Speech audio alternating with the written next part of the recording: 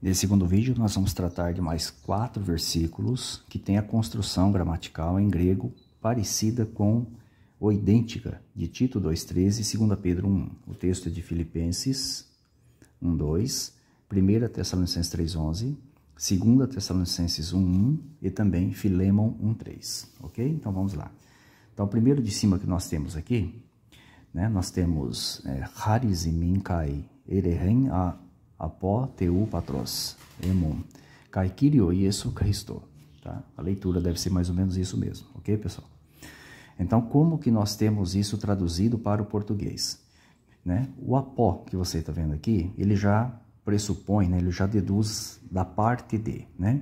Então, mesmo que não fosse, nós temos aqui a forma genitiva de Deus, né, que é teu e não teos, que deveria ter aqui o de antes, né, ou do antes, tá bom? Então, o texto já indica isso, já. E Kyrio, né, Kyrio, que é senhor em genitivo também, né? Jesus aqui também está no genitivo e Cristo também está. Pode ver que não está Kyrios, Iesus, Christos, tá? Não está isso, está tudo na forma genitiva, tá bom? Então, o texto, a tradução é essa aqui mesmo, ó. Olha, graça, a vós e paz da parte de Deus, Pai nosso e Senhor Jesus Cristo. Perceba que Jesus Cristo sempre é chamado de Senhor, como disse no primeiro vídeo, ou de Salvador. Nunca é chamado de Deus, tá? Nas cartas do apóstolo Paulo e de outros escritores. Nunca é chamado de Deus, apenas Senhor e Salvador. A exemplo está aqui, né? Essa saudação em Filipenses, tá bom? Veja a tradução que a Bíblia Católica, a CNBB, fez e também a Bíblia Evangélica, a versão Rei Jaime, fez. São bem parecidas, conforme vocês estão vendo aí, né? O que eles fazem um pouquinho diferente é que às vezes eles colocam o nosso antes, né? Ó, Deus Pai Nosso, Deus Nosso Pai, Deus Nosso Pai, Deus Nosso Pai, tá? E quando se trata de, aqui, Senhor Jesus Cristo, acompanhou certinho. E todas colocaram a preposição. Como eu já disse no vídeo anterior, todas essas passagens que você tem Deus, o Pai Nosso, etc., e Senhor Jesus Cristo, 99% das ocorrências, você tem a preposição aqui separando Jesus Cristo, como já disse, não se faz necessário, mas ajuda, separando Jesus Cristo de Deus. Às vezes está Deus, nosso Pai, ou alguma coisa parecida assim, tá bom? Aí você tem o segundo texto agora, que é de 1 Tessalonicenses 3,11, tá? Essa aqui diz, autós de Roteos kai pater emon kai ho Kyrios emon Iesus Christo.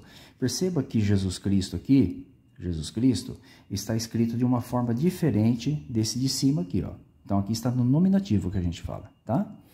Então nós temos aqui nesse caso, nós temos artigos definindo o Deus, ó, e o Senhor nosso Jesus Cristo, ó, o Deus e Pai nosso, o Senhor nosso Jesus Cristo.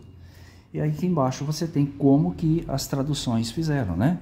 Algumas mantiveram o artigo definindo Jesus aqui, depois da conjunção, né?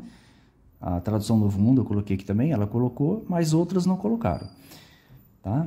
Embora isso não mudou o sentido, né? Vocês percebem que não mudou o sentido. Por exemplo, a Nova Versão Transformadora não colocou em nenhum, ó, que Deus, nosso Pai e nosso Senhor Jesus Cristo, mas é óbvio que você entende que Deus, o Pai, é um e Senhor Jesus Cristo é outro, né? Não colocou artigo em nenhum, tá? Mas se subentende isso, né? A Bíblia Viva colocou só para o Pai, mas não colocou para Jesus, né? E essas traduções aqui, ó, revista atualizada, de acordo com os melhores textos, e a tradução Novo Mundo manteve o artigo antes de Deus e antes de nosso Senhor Jesus, né? O outro texto é esse aqui, ó, 2 Tessalonicenses 1:1. Esse já também é uma saudação. A Eclesia Tessaloniqueon, né? Tessaloniqueon, é isso, tá? Desculpa aí que a minha leitura não é das melhores, né? Aqui, Ren, Theos, Patri, Emon, Kai, Kyrios, Iesu Christo, tá? Também está no nominativo, tá bom? Perceba que é diferente da escrita que está aqui em cima, ó, que é chamada genitivo, tá? Por isso que não tem o do, né? Como que a Ara traduziu? A igreja dos Tessalonicenses, até em português é difícil falar essa palavra, em Deus nosso Pai e no Senhor Jesus Cristo. A Bíblia Ave Maria traduziu a igreja dos Tessalonicenses, reunida em Deus, tem o mesmo sentido, né? Nosso Pai, e no Senhor Jesus Cristo. Perceba que aqui não tem essa preposição, né? Que a gente chama de dativo, né? Que liga Deus, o Pai, com a congregação, alguma coisa assim, né? Uma espécie de uma comunhão. Não tem, mas foram colocadas, porque se subentende isso na leitura, tá bom? Agora você tem Filemon, né? Filemon, capítulo 1, versículo 3. Harizimin kai erein apó teu patros emon, kai Kyrio Iesu Christo. Aqui está no genitivo, aqui também está no genitivo. Então o apó já deduz da parte de. Pode ver que sempre vai estar da parte de, tá? Da parte de Deus, nosso Pai. Deus Pai nosso, Deus nosso Pai, né? Na língua portuguesa fica melhor falar assim.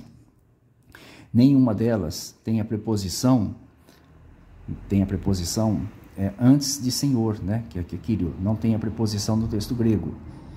Note, mas que todas elas colocam. A Ara colocou, a Reijane Fiel colocou, na versão internacional colocou. Então eles fazem assim, eles escolhem onde eles querem colocar. Então não é uma regra por ou não por. Isso não é regra. O uso da preposição ajuda na leitura em diferenciar Senhor Jesus de Deus, tá? Ajuda. Mas se não tiver, também não faz muita diferença. Deus, nosso Pai, e Senhor Jesus Cristo. Obviamente que a gente sabe que está falando de outra pessoa. Mas a preposição vai facilitar na leitura e muito, né? Principalmente para uma pessoa que às vezes tem um pouco mais de dificuldade, né? De entender a gramática, tá?